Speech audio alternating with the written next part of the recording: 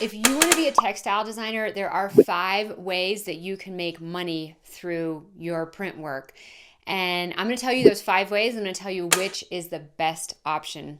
So first, the 5 ways. You can sell online through a platform like Pattern Bank, Spoonflower, Zazzle, etc. You can license your artwork.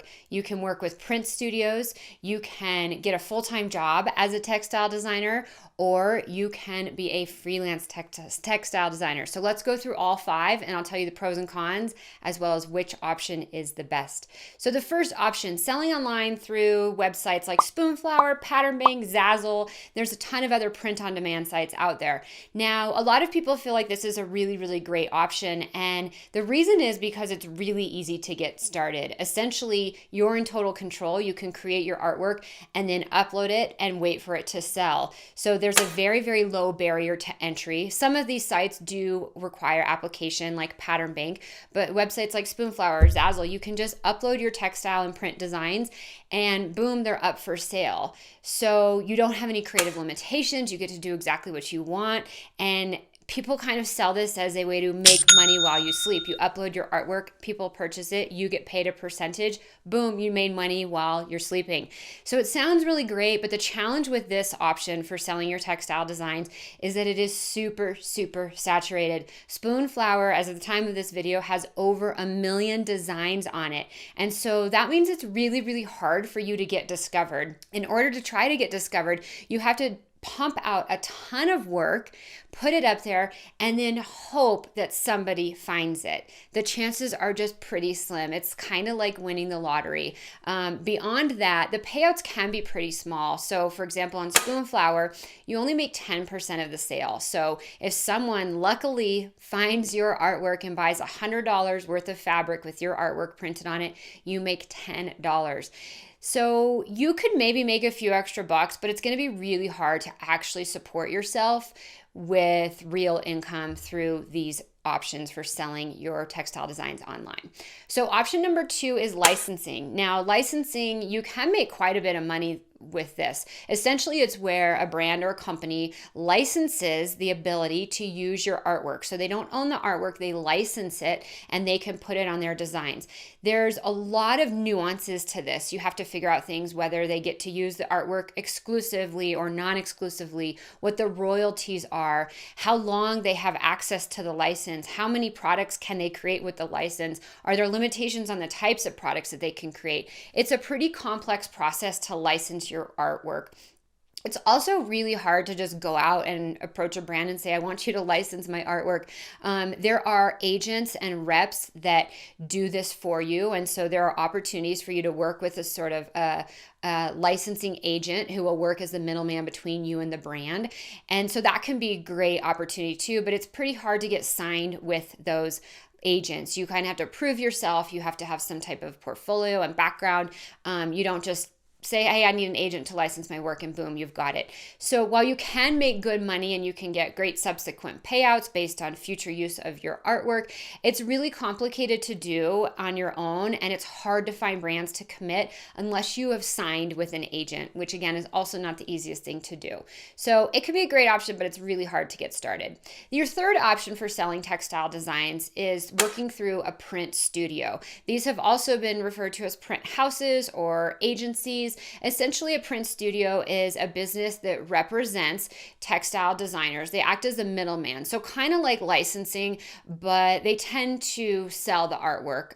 Not always, they can license it as well. And this can feel like a really great option, and this is probably one of the most common options for how textile and print designers work is through print studios. Essentially, how it works is the designers create a ton of different type of work, and then the studio presents it to brands. It can be presented digitally via an online platform. It could be presented at trade shows. The print studio might set up a booth at a trade show. It can be presented via reps that rep the print studio's line. They can go around and physically present the line and sell it to brands. Then when one of your pieces of artwork gets sold, you get paid. So it sounds good, right? You've got someone acting as the middleman to sell your artwork for you. The challenge with this model is similar to the challenge with Spoonflower and Zazzle and that sort of thing, is that print studios often actually even require that you pump out a certain amount of artwork. I know textile designers who've worked with print studios who the print studio says you need to create 5 new pieces of artwork every week. And you don't actually get paid until a brand purchases it. So you're being forced to just create this artwork and then you hope that someone sells it. It's really not the best option. I don't really love this option for working as a textile designer. The fourth option to make money from your textile designs is to get a full-time job. So a lot of people don't know this. It might sound a little obvious, but a lot of people don't know there are opportunities to work full-time as a textile designer. You can get the stability of a full-time job. I say that because stability is a little controversial term in my opinion when it comes to full-time jobs. So you get a full-time job, you get to work on textiles all the time, you get to be around other people and learn all parts of the process. The problem with this model first is that I don't find full-time jobs as stable as people tout them to be. You're not diversified. All of your income, all of your resources are coming from one resource. If you lose that job, you lose everything. You also don't get the freedom and flexibility of working when and where you want and having a flexible schedule, which for a lot of textile designers, that's the dream, right? I want to get to create a ton of different artwork and do it on my own terms. You don't get that with a full-time job. Beyond that, though, the biggest caveat to full-time jobs is that there are super, super limited opportunities. So as of the time of this video, I did a search on Indeed, and there were 419 full-time jobs in the entire United States. That's very, very few opportunities. So they're hard to find and hard to come by, and obviously very, very competitive. So not always the best or easiest option to sell your textile designs. The last option, number 5, is to be a freelance textile designer. And so how does this work? Essentially, you're going to present yourself as an independent textile designer who works with a variety of brands to make custom prints.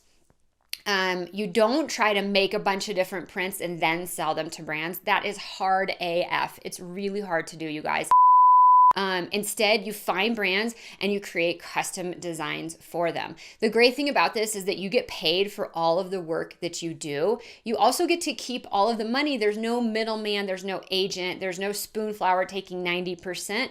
Of course, yeah, you have to do more of the work, you have to find the brands, and you have to do some of the business side of things, but you have so much more control versus these other platforms and opportunities.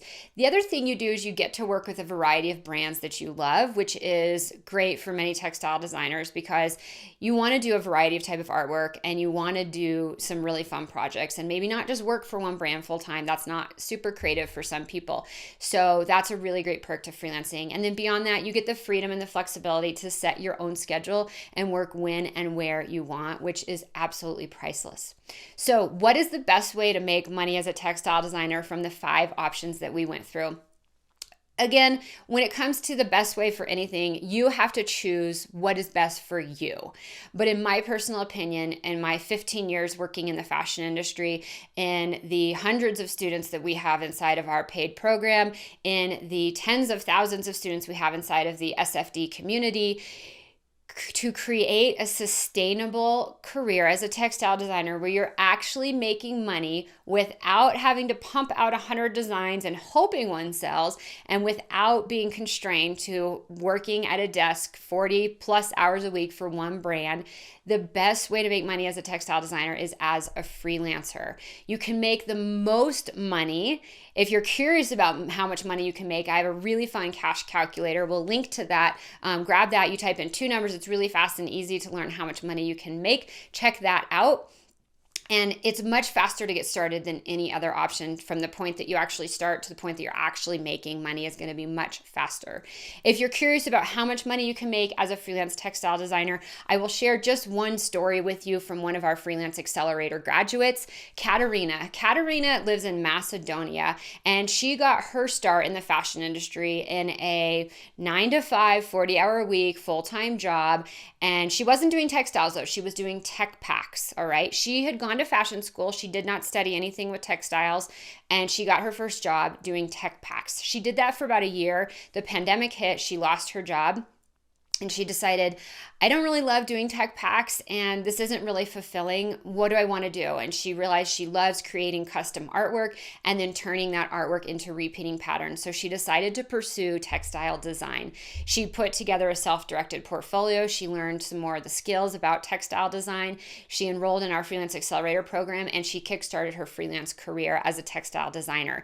In her first year of freelancing, she made more money than she had in her previous year being employed full-time. Not only did she make more money though, she was so much more fulfilled and empowered by the work that she was doing. She was getting to work with brands and clients around the world. She was getting inspired by working on different projects, and she was getting to do the work that she loves and is so passionate about. She told me that for the first time in her life, she finally feels like she's on the right path. How amazing is that?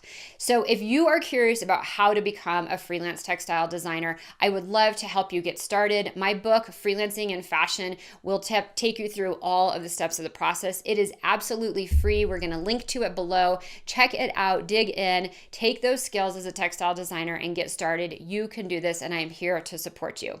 Thank you so much for watching this video. I'm so Heidi, and if you liked what you saw here today, make sure to subscribe so you don't miss out on future videos, and check out the resources that we've linked below. There's tons of great stuff to help you kickstart your career in the fashion industry. Talk to you soon. Bye.